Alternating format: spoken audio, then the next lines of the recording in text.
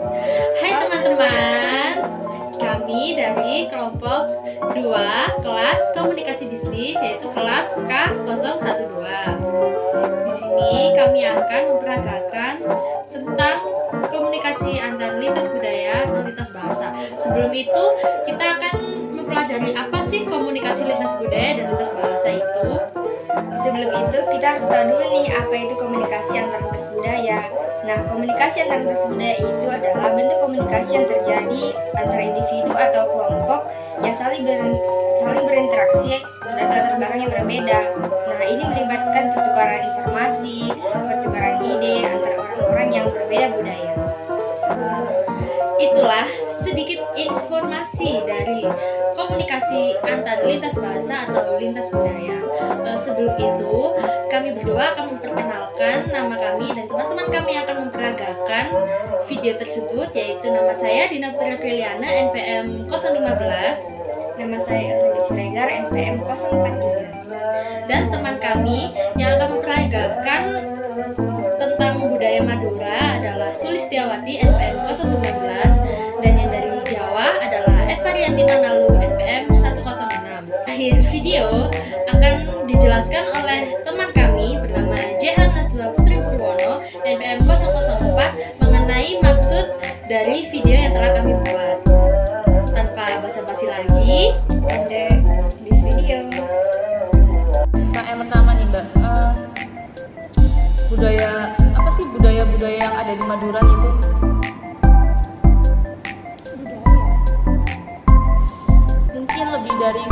Mungkin lebih ke bahasanya. Karena saya dengar, saya tuh kayak pernah lihat gitu kalau orang Madura gitu biasanya saya beli di bebek gitu kan, orang Madura nih yang jualan. Nah itu kayak adanya tuh kayak keras banget gitu, kayak saya ngiranya tuh kayak dia lagi emosi, padahal mungkin ada alasan lain gitu atau apa, atau emang nadanya emang kayak gitu. Itu gimana ya? Oke, jadi karakter suku Madura itu dikenal dengan intonasi bicaranya yang keras dan terdengar sangat kasar. Kenapa? Karena Madura itu kan dikelilingi pulau atau pantai lah ya. Nah, jadi kita itu sudah terbiasa di nelayan itu sering panggil teman itu dengan nada yang keras. Nah, itu kebawa ke kita. Jadi kita itu meskipun ngobrol sesama teman, meskipun itu menurut kita ngobrolnya biasa, tapi menurut orang luar itu sangat keras. Tapi sebenarnya itu biasa aja. Berarti itu cuma ya nada bicaranya aja gitu ya? Iya, logatnya lebih ke kasar dan keras. Berarti mungkin ini budayanya apa, Madura ini kayak hampir sama kayak orang Medan yang logat bicaranya tuh keras juga. Iya, benar. Tapi menurutnya Mbak Suli sendiri nih, itu menurutnya Mbak itu lebih kerasan orang Madura atau Medan sih? Soal kerasnya aku juga kurang tahu Mbak ya, soalnya aku belum pernah main ke kota Medan. Aku kurang tahu, mungkin kalau dengar dari temanku yang katanya bahwa Medan itu kasar, mungkin hampir sama sih Mbak, nggak beda jauh. Cuma bedanya di Madura itu kalau misalnya kita ada masalah atau apa-apa itu pasti kerasnya itu di carok Mbak.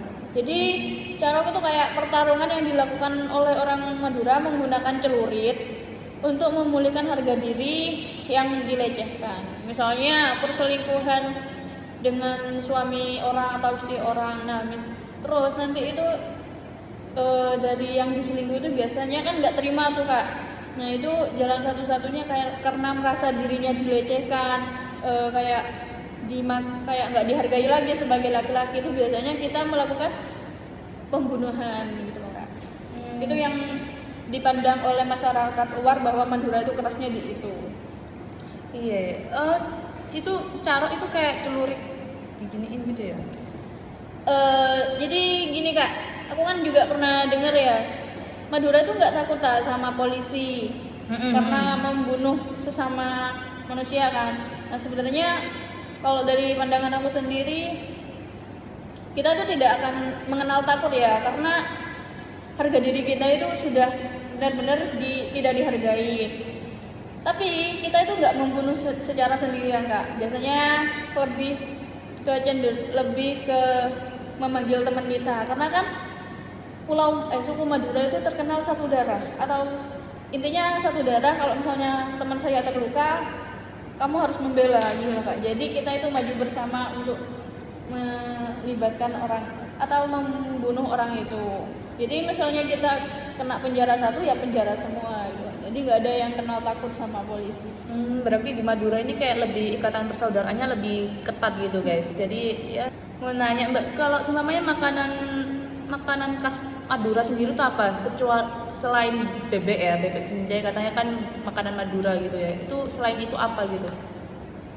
Oke, aku juga karena kebetulan orang Madura Kota Sampang ya, tepatnya Sampang. Nah, di Sampang itu kan ada pantai, namanya Pantai Camplong. Di situ ada makanan yang namanya nasi kobel. Nasi kobel itu kenapa rame? Karena nasi kobel itu biasanya bekal buat para nelayan yang mencari ikan, dengan lauk-lauknya itu kalau nggak salah ada tahu, telur, sama kayak sayur-sayur biasa. Nah, tapi itu sangat enak. Terus dengan harga yang murah, dengan porsi yang lumayan, itu benar-benar viral sih Mbak. Jadi kalau misalnya kalian atau teman-teman yang dari luar Madura, kalau misalnya lewat Sampang terus lewat Camplong tuh pasti ketemu sama nasi kobel, karena itu bukanya 24 jam. Terus itu nasi camplong itu disajikannya gimana ya Mbak? Mungkin di dalam kota atau mungkin dibentuk apa-apa gitu, itu disajikannya gimana? Layaknya seperti makanan biasa sih Mbak, disajikan di atas di atas piring. Yang sangat enak itu karena di situ ada sambelnya itu terbuat dari irisan kelapa. Nah, itu dikasih bumbu merah yang benar-benar yang bikin enak. Kalau kata Madura itu disangar. Disangar itu bahasa Indonesianya apa ya Mbak? Kayak digoreng di atas wajan tanpa minyak gitu. Kalau di Indonesia tuh lebih ke disangrai sih, bukan sang. Oh iya. Ya, disangrai. Kalau di Madura sangar namanya. Sangar, oke. Itu perbedaannya ya guys ya. Terus, nah tadi kan bahas tentang makanan nih Mbak. Menurut Mbak ini makanan apa sih bedanya makanan dari Madura sama makanan di Surabaya ini? Oke, kalau dari aku pribadi gini ya. Kalau di Madura itu lebih ke makanannya itu pedas, lemak, enak. Nah, kalau dari Surabaya itu lebih ke manis sih Mbak. Aku kan karena aku udah terbiasa dengan makanan yang nggak terlalu manis, nggak terlalu asin. Tapi karena di Surabaya itu cenderung ke manis. Kayak misalnya petis nih Mbak. Petis Madura sama petis Jawa itu kan beda ya. Kalau petis Madura itu terbuat dari ikan. Nah, kalau di Jawa itu lebih ke kayak gula merah gitu loh Mbak. Aku pertama beli, sumpah itu bikin aku nggak enak sama sekali karena cenderung ke manis, nggak ada rasa enaknya. Itu menurut saya sih Mbak. Jadi kalau aku balik Madura terus balik Surabaya itu pasti bawa petis khas Madura karena aku belum bisa makan petis orang Jawa gitu loh Mbak. Karena lebih ke manis. Nah tadi kan bahas petis nih Mbak.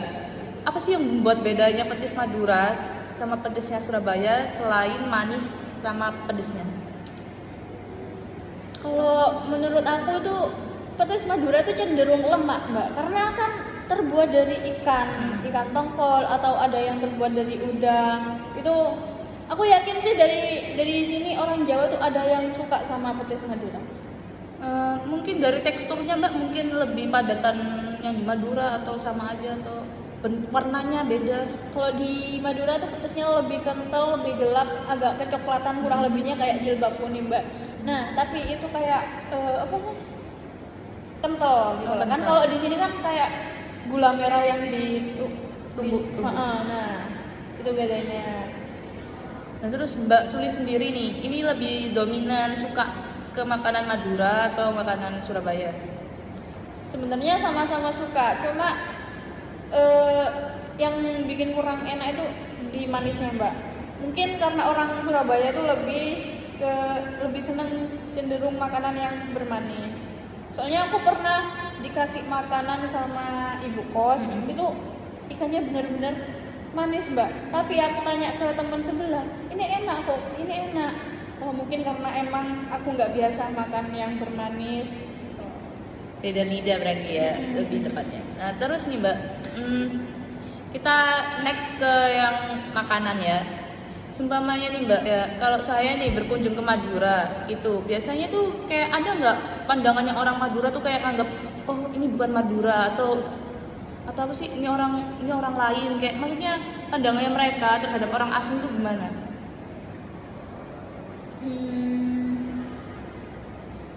Kalau dari aku pribadi, aku kan punya sepupu yang dari luar Madura mbak ya, Malang.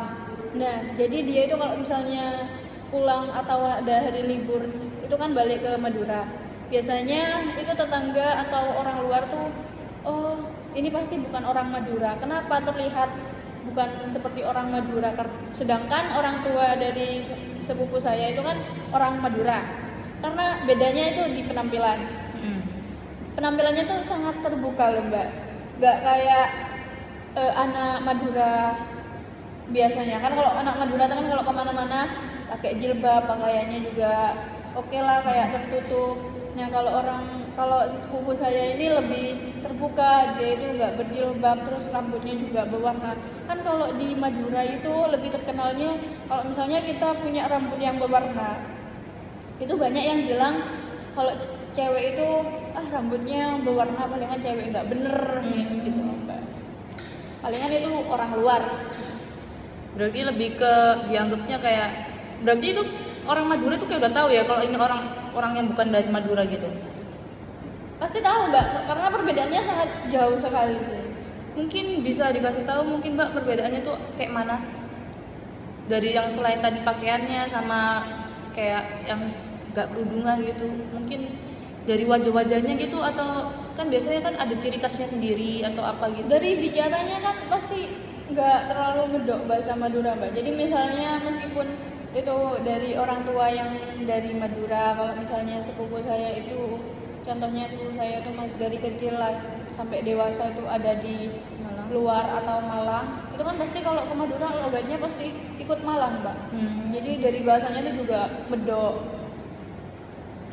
Terus ya mbak ya, ini kan yang saya tahu nih kan ada nih di Surabaya itu yang jual bubur Madura. Mungkin di Madura juga pasti ada kan yang jual bubur Madura. Nah itu emang bubur Madura itu emang sama, hampir sama nggak sama yang bubur Madura yang di Surabaya atau apa? Terus mungkin ada bubur-bubur lain yang ada di Madura gitu? Oke, aku akan menjelaskan. Sebenarnya bubur di Madura itu banyak macamnya ya. Tiap bulan itu pasti ada. Misalnya karena kan perhitungan bulan Indonesia sama bulan luar Madura sama Madura itu beda. Jadi misalnya di Surabaya bulan Januari, Februari, Maret dan seterusnya. Nah, kalau di Madura itu biasanya lebih ke mengikuti bulan Hijriah. Seperti bulan Sapar, Sora, Recep, Reba, Tekepek dan seterusnya. Nah, itu tiap bulannya kita itu kayak membuat bubur sesuai dengan bulan tersebut. Ada namanya bubur Sora atau tacin Sora, di mana tacin itu di mana bubur itu ada bubur putih yang kita buat, di atasnya itu ada gula merahnya. Nah, di bulan selanjutnya itu ada juga namanya bulan Recep, di mana bubur itu putih. Terus di bawahnya itu kayak ada bulat-bulatnya gitu loh, yang terbuat dari tepung kanji atau apalah itu. Nanti di atasnya itu ada warna hijau yang lebih dominan campur manis asin gitu mbak. Dan seterusnya masih banyak bermacam-macam bubur. Nah itu biasanya bubur itu kita buat untuk dibagikan ke tetangga sekitar. Mungkin bubur, kan membagikan bubur ke tetangga itu mungkin ada tradisi sendiri atau sebutannya gitu? Tradisi sendiri. Oh ya mbak, mungkin di Surabaya ini kan ada yang namanya bancaan nih, biasanya kayak syukuran gitu. Mungkin di Mbak Sulis gitu ada nggak syukuran atau bancaan yang biasanya untuk memperingati suatu hari gitu, hari kayak semuanya kayak ada hari 7 harian atau 7 bulan gitu? Oke, misalnya 7 bulan kelahiran nih atau kehamilan udah dapat 7 bulan. Kalau di Madura tuh biasanya dinamakan pelet beteng. Pelet beteng itu biasanya dimandikan memakai bunga, dan si wanita itu pegang pegang ayam gitu loh Mbak. Pegang ayam. Nah nanti itu sekitar siang jam 2 itu baru ada pengajian untuk syukuran setelah mandi tersebut, supaya nanti pas persalinan lancar.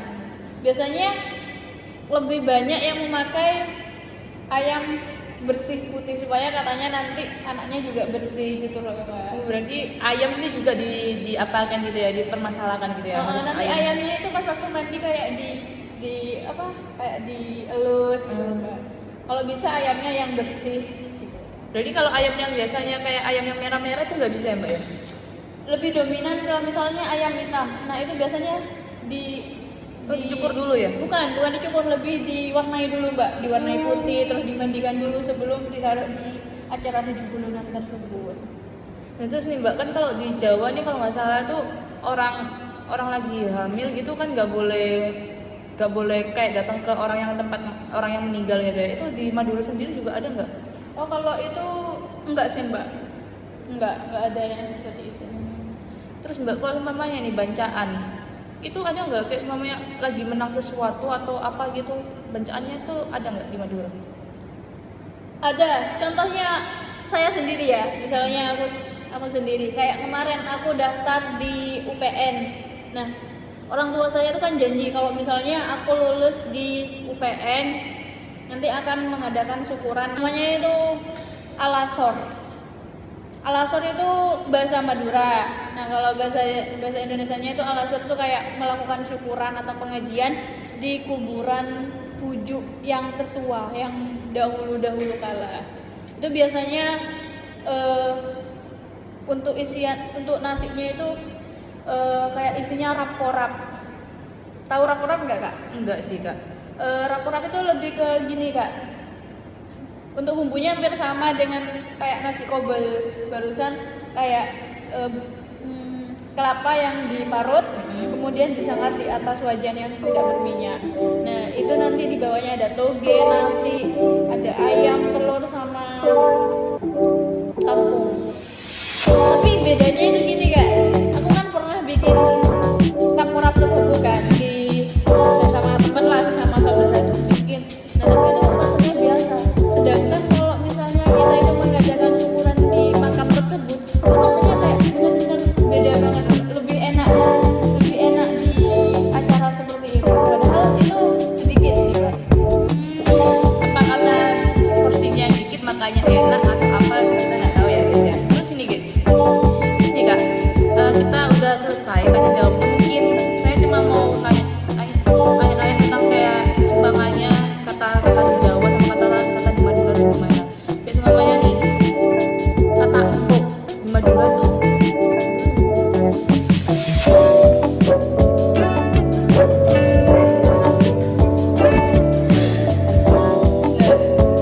oke Kak, kita udah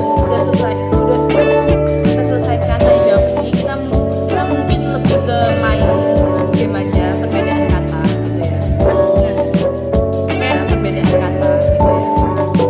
Nah, kayak di Jawa ini Kak, engko itu kan nanti, sedangkan di Madura Engko itu engko aku sendiri. Nah misalnya gini, nanti kamu mau kemana? Kalau bahasa Maduranya deki bagian jemaah gitu loh. oke Mbak, makasih ya Mbak ya sesi tanya jawab kali ini. Mungkin ini saya cuma mau menyimpulkan aja yang tadi kita bicarain. Mungkin perbedaan dari budaya, kebiasaan ataupun makanan-makanan yang ada di Madura dan Surabaya ini sangat beda. Dan Mbak sendiri kan mengalami culture shock sendiri karena ini perbedaan itu tadi, tapi Mbak Sulis sendiri kayak lebih adaptasi dengan cara menerima itu. Tapi Mbak Sulis tetap tidak bisa menerima adanya petis Surabaya karena itu bedanya sangat-sangat beda katanya rasanya ya. Jadi itu aja ya guys ya. Terima kasih. Matur sakalongkong. Thank you for watching this video. See you next time.